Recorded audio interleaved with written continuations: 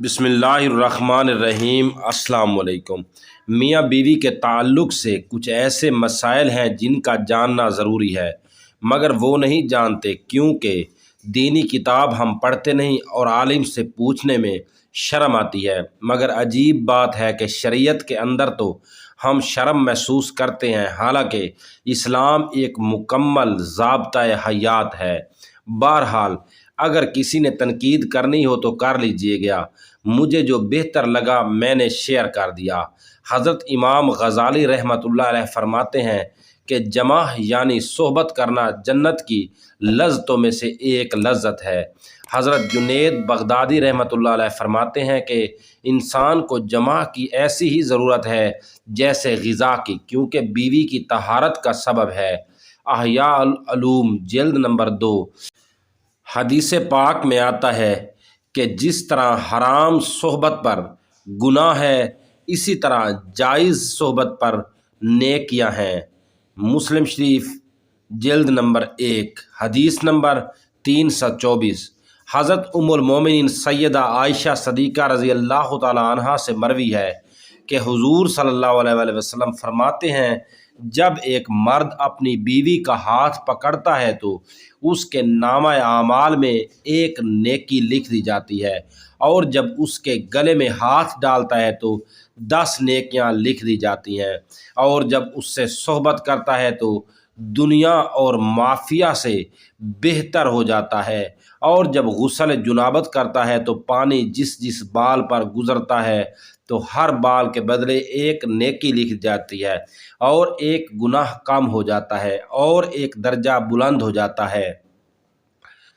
حضرت عبداللہ ابن مسعود رضی اللہ تعالی عنہ سے ایک شخص نے عرض کیا کہ میں نے جس لڑکی سے شادی کی ہے مجھے لگتا ہے کہ وہ مجھے پسند نہیں کرتی، تو آپ فرماتے ہیں کہ محبت خدا کی طرف سے ہوتی ہے اور نفرت شیطان کی طرف سے، تو ایسا کرو کہ جب تم پہلی بار اس کے پاس جاؤ تو دونوں وضو کرو اور 2 رکعت نماز نفل شکرانہ اس طرح پڑھو کہ تم امام ہو اور تمہاری بیوی اقتدا کرے، تو انشاءاللہ تعالی تم اسے محبت اور وفا کرنے والی پاؤ گے۔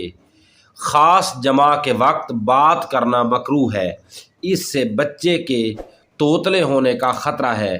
اسی طرح اس وقت عورت کی شرمگاہ کی طرف نظر کرنے سے بھی بچنا چاہیے کہ بچے کا اندھا ہونے کا امکان ہے۔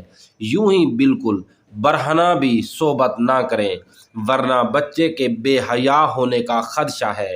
فتاوی رضویہ جلد نمبر 9۔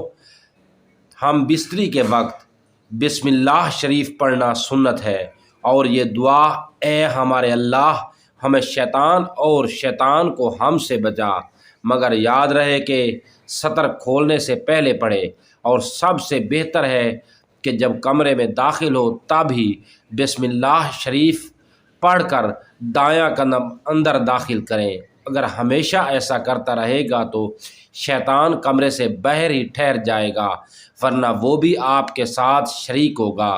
تفسیر نعیمی جلد نمبر 2۔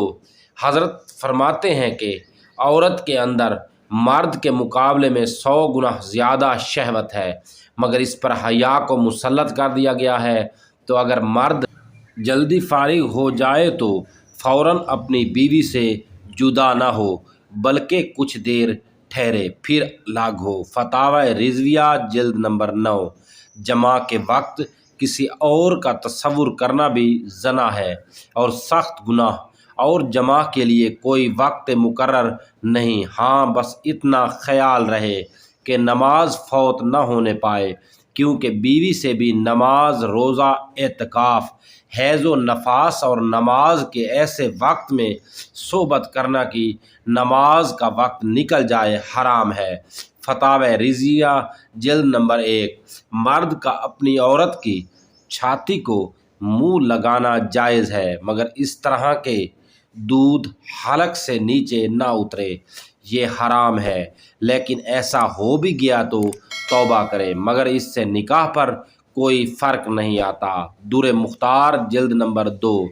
مرد و عورت کو ایک دوسرے کا سطر دیکھنا چھونا جائز ہے، مگر حکم یہی ہے کہ مقام مخصوص کی طرف نہ دیکھا جائے کہ اس سے نسیان کا مرض ہوتا ہے اور نگاہ بھی کمزور ہو جاتی ہے۔ رد المختار جلد نمبر 5۔ فراغت کے بعد مرد و عورت کو الگ الگ کپڑے سے اپنا سطر صاف کرنا چاہیے، کیونکہ دونوں کا ایک ہی کپڑا استعمال کرنا نفرت اور جدائی کا سبب ہے۔ کیمیائے سعادت احتلام ہونے کے بعد یا دوسری مرتبہ صحبت کرنا چاہتا ہے تب بھی سطر دھو کر وضو کر لینا بہتر ہے، ورنہ ہونے والے بچے کو بیماری کا خطرہ ہے۔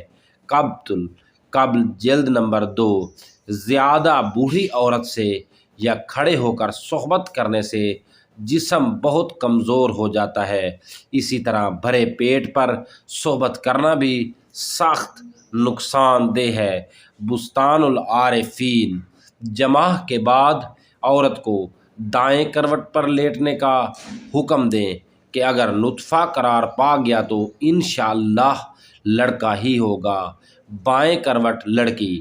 مجربات یوسف جماع کے فوراً بعد پانی پینا نہانا صحبت کے لیے نقصان دہ ہے، ہاں سطر دھو لینا فائدہ مند ہے۔ بستان العارفین طبیب کہتے ہیں کہ ہفتے میں 2 بار سے زیادہ صحبت کرنا ہلاکت کا باعث ہے۔ شیر کے بارے میں آتا ہے کہ وہ اپنی مادہ سے سال میں 1 مرتبہ ہی جمع کرتا ہے اور اس کے بعد اس پر اتنی کمزوری لاحق ہو جاتی ہے اگلے 48 گھنٹے تک وہ چلنے پھرنے کے قابل بھی نہیں رہتا، اور 48 گھنٹے کے بعد جب وہ اٹھتا ہے تب بھی لڑکھڑاتا ہے۔ مجربات یوسف عورت سے حیض کی حالت میں صحبت کرنا جائز نہیں، اگرچہ شادی کی پہلی رات ہی کیوں نہ ہو، اور اگر اس کو جائز جانے جب تو کافر ہو جائے گا۔ یوں ہی اس کے پیچھے کے مقام میں صحبت کرنا بھی سخت حرام ہے۔ بہار شریعت جلد نمبر 2۔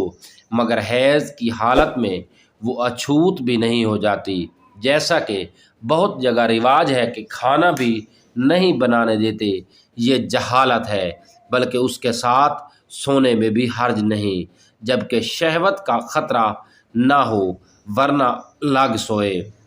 فتاوی مصطفیہ جلد نمبر 3۔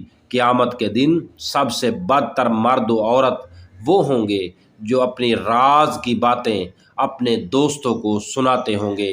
مسلم شریف جلد نمبر 1۔ عورت سے جدا رہنے کی مدت 4 مہینہ ہے، اس سے زیادہ دور رہنا منع ہے۔ تاریخ خلفاء جو بچہ سمجھدار ہو اس کے سامنے صحبت کرنا مکروہ ہے۔ الملفوظ۔ دوستو اگر آپ نے ابھی تک ہمارے چینل کو سبسکرائب نہیں کیا تو سبسکرائب کر لیں، بیل آئیکن والے نشان کو ہلکا سا پریس کر دیں تاکہ ایسی اچھی معلوماتی ویڈیو آپ تک پہنچتی رہیں۔